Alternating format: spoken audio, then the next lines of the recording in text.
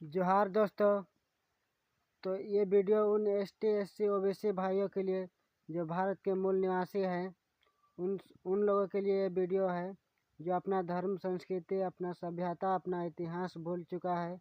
तो उनको जागरूक करने के लिए यह वीडियो है। किसी जाति, धर्म या समुदाय को ठेस पहुंचाना मेरा उद्देश्य नहीं है।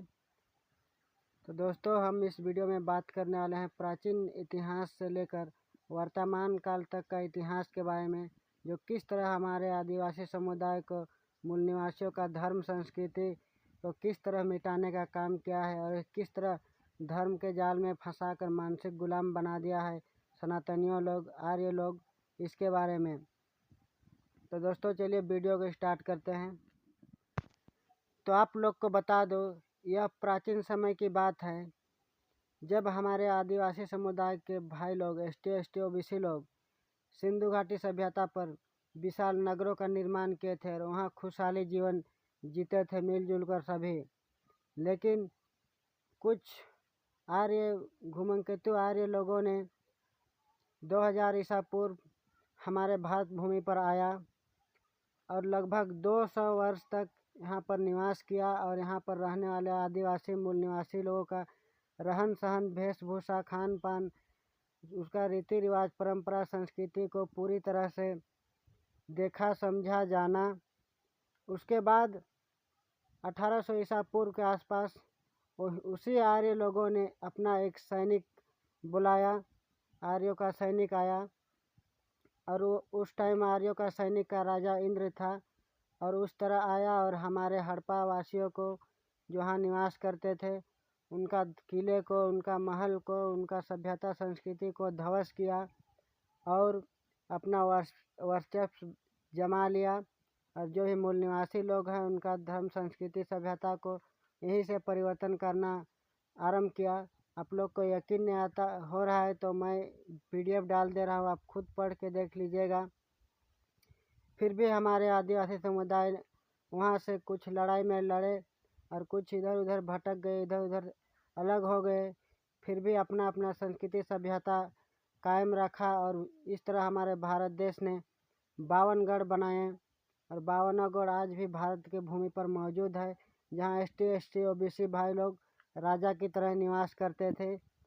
फिर भी आर्य लोगों को संतुष्टि नहीं हुआ तो उन पर भी कब्जा जमा लिया और उन आदिवासी लोगों को गुलाम बना लिया। आपको यकीन नहीं आता है 52 गढ़ के बारे में तो मैं PDF डाल दे रहा हूँ, आप सबका नाम देख सकते हैं।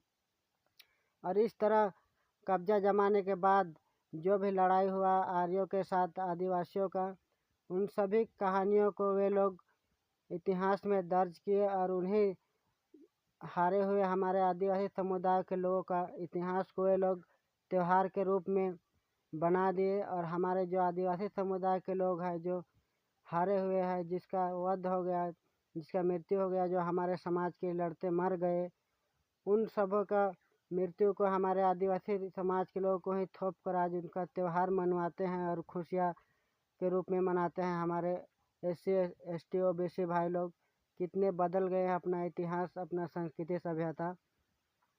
तो आप लोग को बता दो, इस तरह का वे लोग घटना आरंभ किए। फिर वहीं से वेद, पुराण, रामायण, महाभारत, उपनिषद सभी कहानी लिखे उसी के लड़ाई के आधार पर। और जो हमारे प्राकृतिक पूजक लोगों का जो प्राकृतिक धर्म था, जो उनका प्राकृतिक से संबंधित त्यौहार था, उन त्योहारों के ही जस्ट आगे पीछे अपना त्यौहार थोप दिए और हम ही लोग पर अपना त्यौहार का जश्न मनवाते हैं और हम ही लोग को खुशियाँ मनवाते हैं।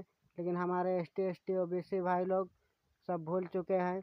तो लोग को जानने का ज़रूरत है, नहीं तो धर्म के नाम पर ही लड़ते रह जाओगे और अपना संस्कृति, सभ्यता, अपना प्राकृतिक धर्म मिट जाएगा। तो इस तरह आपस में नहीं लड़ना है, आप लोग को जागरूक होने की ज़रूरत है। उसके बाद फिर वहाँ से भी हमारे ST OBC भाई लोग का प्राकृतिक धर्म, उसका इतिहास बचा हुआ था। लेकिन मध्यकाल में यहाँ प्रवेश किया तो वे लोग भी अपना वर्चस्व जमाने के लिए, वे लोग भी सब इतिहास को मिटाने के लिए वे लोग भी आक्रमण किए और यहाँ पर बहुत से सभ्यता संस्कृति को मिटाने का काम किया। उसके बाद फिर अंग्रेज़ों के काल में फिर भी हमारे आदिवासी समुदाय का धार्मिक पहचान हुआ करता था। उसको वे लोग अंग्रेज़ों ने तो दिया था, लेकिन हमारे देश आज़ाद जैसे ही हुआ और आज़ाद होने के बाद आर्य लोगों ने आदिवासियों को अपना धर्म संस्कृति सभ्यता में फंसाने के लिए वे लोग आदिवासियों का धार्मिक पहचान को हटा दिया और आज़ादी के बाद से खूब रामायण महाभारत का प्रचार प्रसार किया। गांव गांव घूम कर पंडित लोग को भेज कर, इस बात का सबूत भी है कि किस तरह गांव गांव घूम के आए हैं। हर एक गांव में 1 से 2 ही पंडित लोग मिलेगा। कम से कम 10 किलोमीटर की दूरी पर एक एक पंडित का पूजा पाठ करवाने का काम सौंपा गया और इस तरह आदिवासी का संस्कृति को मिटाने का काम किया गया है। और उसके बाद फिर भी हमारे कुछ आदिवासी समुदाय लोग आज तक भी अपना प्राकृतिक धर्म को मानते हैं। वे लोग अभी तक सनातन नहीं हुए हैं, फिर भी जबरन उसे सनातन बनाने के लिए गांव गांव घूम कर पुस्तक वितरण कर रहा है, धार्मिक पुस्तक, और सनातन बनाने के लिए तुला हुआ है। और हमारे नेता सब भी धर्म का राजनीतिक करते हैं। और आज तक संयुक्त राष्ट्र अमेरिका में भारत से कोई भी रिपोर्ट नहीं भेजता है। कोई भी नेता बनता है तो चाहे कांग्रेस का हो या बीजेपी का, कि यहाँ पर आदिवासी समाज के लोग भी रहते हैं, वही लोग इस तरह रिपोर्ट बना कर भेजते हैं कि आदिवासी समाज के लोग इंडिया में नहीं रहते हैं।